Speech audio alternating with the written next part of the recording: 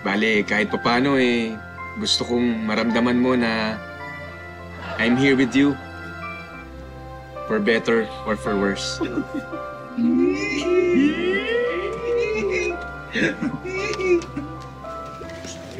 Mas ka nga.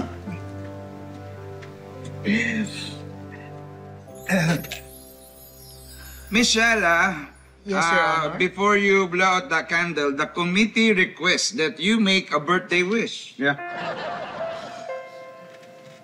Yes po, Your Honor.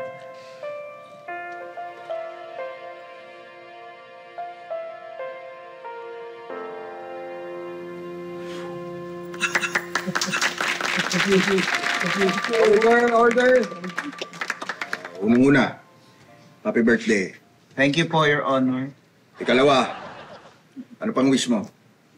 Sabi ka ng totoo. Huwag ka magsisunungaling. Ang wish ko po, sana mawala na lahat ng mga korap. Ano nangyari? Kakapal na mga mukha. May pahiring-hiring pa.